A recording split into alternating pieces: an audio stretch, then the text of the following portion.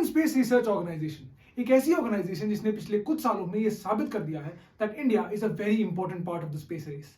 और भारत अपने कम रिसोर्सेज के बावजूद भी अंतरिक्ष का सपना देखने से हरगिज नहीं डरता है, चाहे वो आदित्य L1 हो या फिर चंद्रयान 3। इसरो ने अपने पिछले कुछ समय में बहुत सारे ऐसे मिशन किए हैं जिन्होंने पूरी दुनिया को इंपैक्ट किया है, लेकिन सिचुएशन स्टार्टिंग से ऐसी नहीं थी। आज जो ऑर्गेनाइजेशन दुनिया की बड़ी से बड़ी स्पेस एजेंसीज के साथ कंधे से कंधा मिलाकर चल रही है, उसने अपनी शुरुआत एक बहुत ही हम्बल बैकग्राउंड से की थी। बहुत सारे ऐसे स्ट्रगल्स थे जिनसे हमारे साइंटिस्ट को गो थ्रू करना पड़ा था।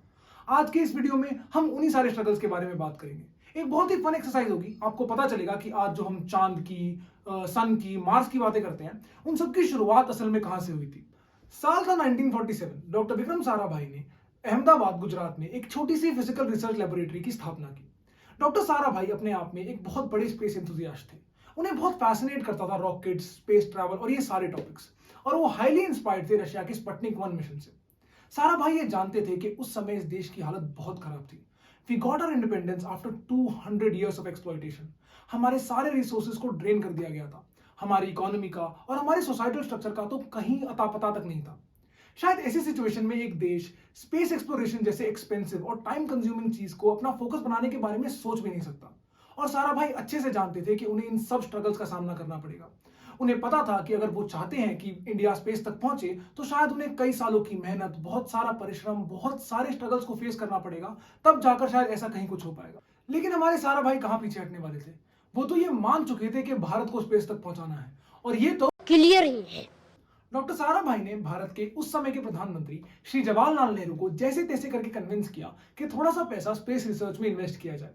तब जाकर साल 1962 में under the guidance of doctor Sarabhai himself Indian National Committee for Space Research यानी कि इनकोस्पार की स्थापना की गई। Due to the efforts of Sarabhai, NASA ने अपना रॉकेट नाइकी अपाचे भारत को देने के लिए अप्रूव किया। अब इनकोस्पार का खाली एक ही मोटिव था कि इस रॉकेट को स्पेस में लॉन्च करना और पूरी दुनिया को यह दिखाना कि इंडिया भी स्पेस में जा सकता है। अब इस लॉन्च के लिए चाहिए था एक प्रॉपर लॉन्च स्टेशन, लेकिन उस समय भारत के पास ऐसा कोई भी लॉन्च स्टेशन नहीं था। साराभाई ने डिफरेंट लोकेशंस को स्टडी किया एंड इवेंचुअली तिरुवनंतपुरम के एक छोटे से गांव थुम्बा में जा पहुंचे। वहां पर जाकर दे रियलाइज कि वहां मौजूद एक चर्च अर्थ के मैग्नेटिक इक्वेटर पर लाई करता है और जियोमेट्रिक इक्वेटर के काफी पास है। ये दोनों ही फैक्टर्स एक लॉन्च साइट के लिए बहुत ही जरूरी हैं। अब ये फैक्टर्स एक लॉन्च को कैसे अफेक्ट करते हैं, ये हम किसी और वीडियो में बताएंगे। For now let's stick to the topic.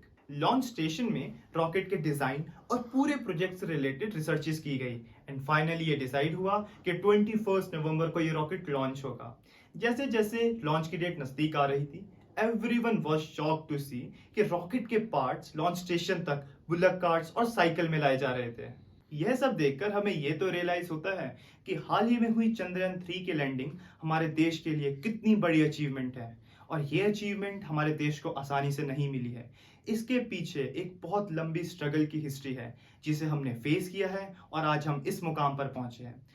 Finally at 6:45 PM on 21st of November 1963 इस रॉकेट को लॉन्च किया गया।